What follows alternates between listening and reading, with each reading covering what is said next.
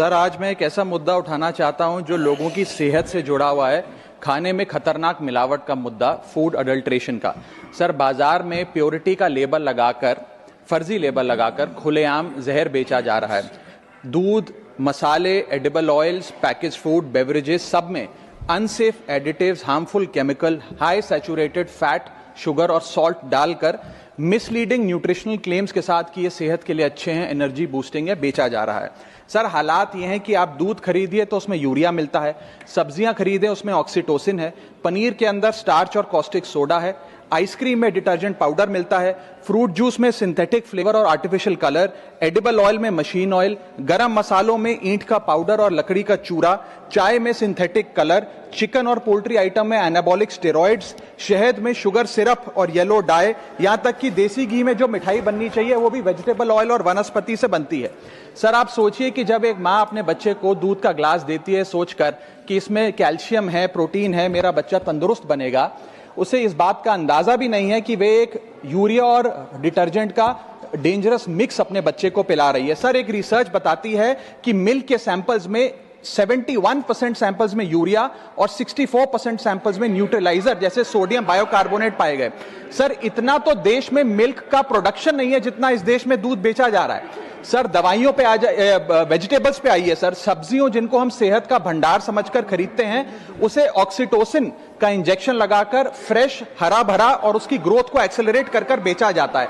Oxytocin sir वो harmful chemical है जिससे dizziness, headache, heart failure, infertility और कैंसर जैसी बीमारियां होती हैं।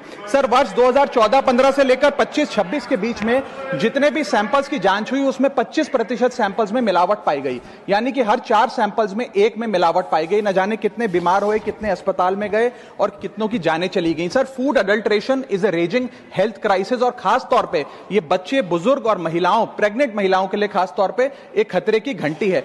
इससे भी ज्यादा चौंका देने वाली बात वो है सर कि जो प्रोडक्ट्स भारत में बनते हैं लेकिन इंटरनेशनली बैन हो गए, जैसे कि इस देश की 2 सबसे बड़ी गरम मसाले बनाने वाली कंपनियों के प्रोडक्ट्स यूएस, यूके और इनफैक्ट पूरे यूरोप में इसलिए बैन हो गए क्योंकि उनके अंदर कैंसर कॉजिंग पेस्टिसाइड्स पाए गए। वो मसाले भी आज भारत में बेचे जाते हैं और धड़ाधड़ खरीदे जाते हैं। हम we are forced to consume those products. Sir, हालात यह है कि और देशों के अंदर जिन फूड आइटम्स को पालतू जानवरों को भी नहीं खिलाया जाता, वो हमारे देश में धड़ाधड़ ये कंपनियां बेच रही हैं। सर, मैं इस संदर्भ में कुछ सुझाव लाया हूं। पहला सुझाव, FSSAI जो हमारा रेगुलेटर है उसे मजबूत करिए, एडुकेट मैन पावर दीजिए, एडुकेट लैब टेस्टिंग दीजिए। दूसरा, जो फाइन्स और पेनल्टीज हैं वो फाइनेंशियली मैनेजेबल है, उनको बढ़ाने की जरूरत है। थर्ड, पब्लिक रिकॉल मैकेनिज्म होना चाहिए। यदि किसी एक प्रोडक्ट में मिलावट पाई जाए तो उसको पब्लिकली नेम और शेम कर मार्केट से रिकॉल करें और मिसलीडिंग हेल्थ क्लेम्स की एडवर्टाइजमेंट बंद Sanjay Yadav ji. Sir, parliament standing committee की 2025 की रिपोर्ट बताती है कि कुछ फार्मा कंपनीज दवाइयों पर 600 to 1100% तक का प्रॉफिट कमा रही हैं। फॉर इंस्टेंस, सेट्राजीन एक कॉमन एलर्जी मेडिसिन है, उसका प्राइस टू स्टॉकिस्ट है 1.52 रुपीज पर बेची जा रही है 21.06 रुपीज पर।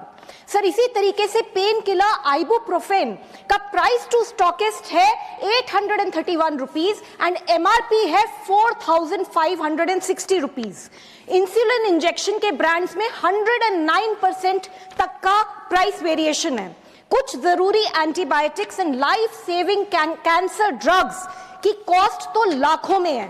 सर, मैं माननीय मंत्री जी से जानना चाहती हूं कि क्या सरकार एक स्ट्रॉन्ग रेगुलेटरी फ्रेमवर्क सेट करेगी जिससे ये प्रॉफिटियरिंग बंद हो और आम इंसान को ब्रांडेड दवाई भी सस्ती मिल सके।